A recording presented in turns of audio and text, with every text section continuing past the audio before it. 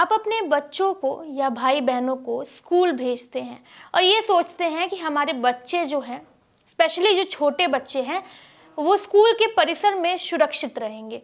लेकिन शायद अब स्कूल की सुरक्षा पर भी सवाल उठाना चाहिए। क्यों उठाना चाहिए, वो आज मैं आपको इस खबर में बताऊंगी। दरअसल उत्तर प्रदेश के बांदा जिले के एक सरकारी स्कूल से एक ऐसी घटना सामने आई है जिसने सभी को झकझोर कर रख दिया है। ये मामला शिक्षा व्यवस्था और उसमें मौजूद अनुशासन के नाम पर किए जाने वाले जुल्म या क्रूरता कह ले, इस पर गंभीर सवाल उठाता है। इस घटना में कक्षा 4 की एक मासूम छात्रा जिसका नाम सृष्टि है, उसको स्कूल के ही प्रिंसिपल से बेरहमी से पीटने का मामला सामने आया है। इस घटना ने न केवल उस बच्ची को शारीरिक रूप से प्रताड़ित किया है, बल्कि बच्ची मानसिक रूप से भी काफी डरी हुई है।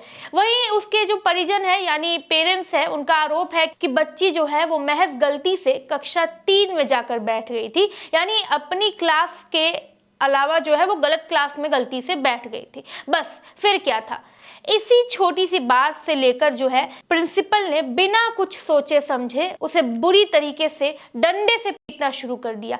इस पिटाई से बच्ची की पीठ पर गंभीर चोटें आई और वो डर के मारे सहम गई।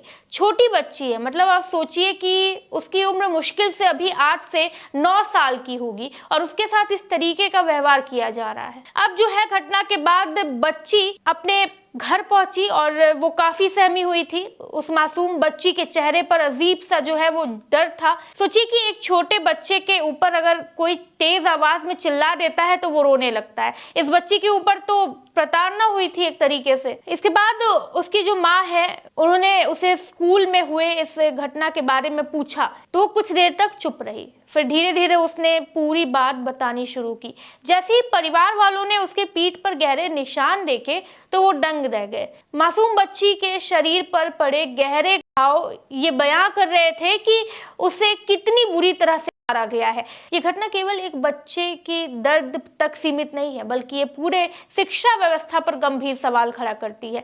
वो इसलिए क्योंकि भारत में बच्चों को स्कूल में शारीरिक दंड देना यानी उनके साथ मारपीट करना पूरी तरह से गैर कानूनी है। इसके खिलाफ कई कानून और नियम बनाए गए हैं और अगर कोई टीचर बच्चे को मारता है तो उसके खिलाफ सख्त कार्रवाई हो सकती है। कानून और अधिनियम कौन कौन से हैं ये भी जान लेते हैं। देखिए, शिक्षा का अधिकार अधिनियम 2009 आरटीई एक्ट 2009 के अंतर्गत धारा 17 के अनुसार स्कूल में किसी भी तरह का मानसिक या शारीरिक दंड प्रतिबंध है। अगर कोई शिक्षक ऐसा करता है तो स्कूल प्रशासन उस पर कार्रवाई कर सकता है। जुवेनाइल सिस्टम एक्ट 2015 इसके अंतर्गत धारा 75 के तहत अगर कोई भी बच्चा किसी भी तरह की हिंसा या प्रताड़ना अब्यूज का शिकार होता है तो दोषी व्यक्ति को 5 साल तक की सजा मिल सकती है और जुर्माना की सजा भी अलग से हो सकती है।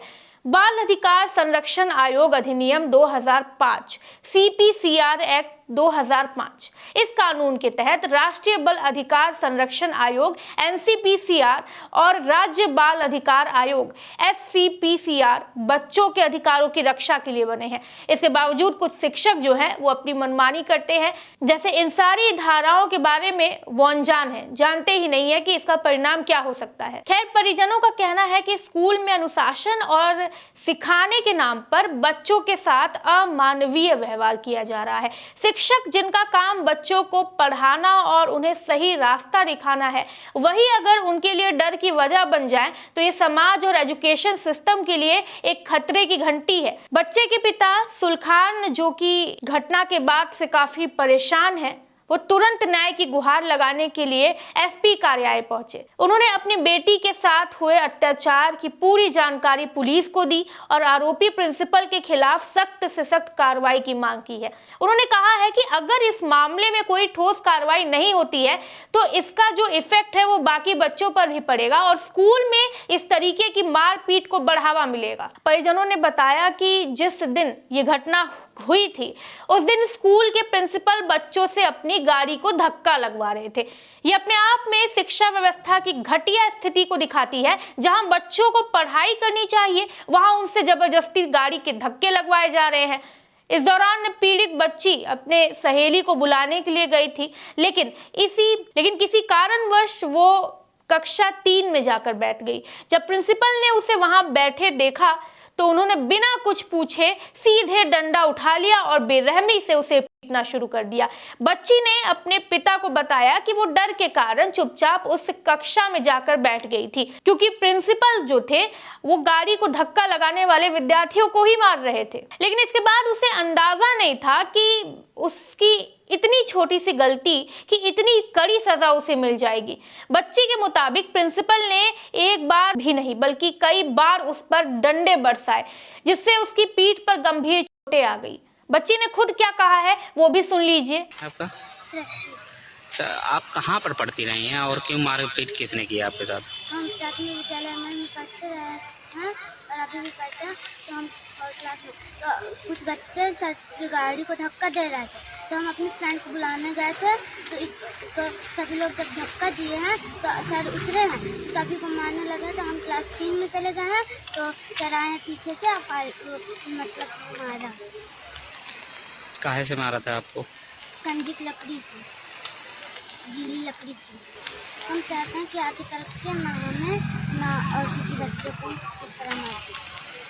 देखिए कितनी मासूम बच्ची है, बस उसका इतना ही कहना है कि आगे किसी भी बच्चे के साथ ऐसा ना किया जाए जो मेरे साथ हुआ है। अब घटना के बाद बच्ची मानसिक रूप से इतनी परेशान हो गई है कि अब वो स्कूल जाने से डरने लगी है। उसकी मां ने बताया है कि वो पूरी रात बेचैन रहती है, बार बार यही घटना याद करके डर के मारे कांप जाती है।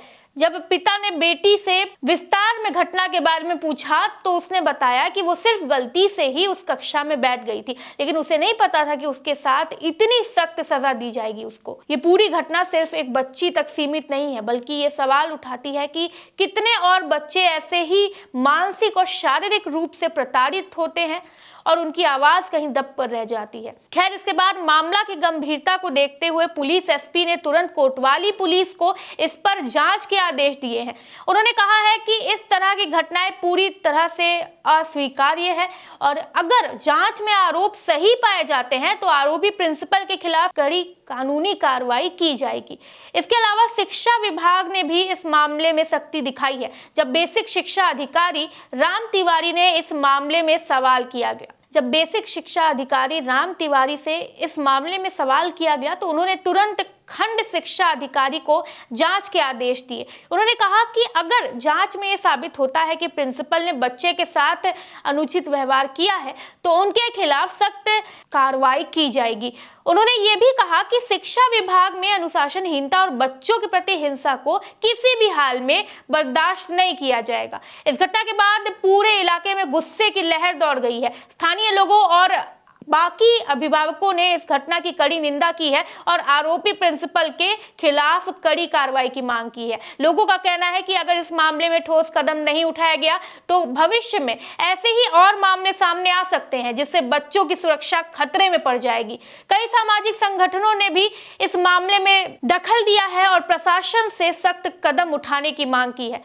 बच्ची के परिवार ने साफ तौर पर कहा है कि वो तब तक शांत नहीं बैठेंगे जब तक आरोपी प्रिंसिपल को उसके इस काम के लिए सजा नहीं मिल जाती है। उन्होंने बाकी अभिवक्ताओं से भी अपील की है कि अगर उनके बच्चों के साथ भी स्कूल में ऐसा व्यवहार होता है तो इसे नजरअंदाज ना करें और इसके खिलाफ आवाज उठाएं। इस घटना ने ये साफ कर दिया है कि भारत में कई सरकारी स्कूलों में अनुशासन के नाम पर बच्चों के साथ क्रूरता की जाती है और जरूरत है कि अब ऐसे मामलों पर तुरंत कार्रवाई की जाए।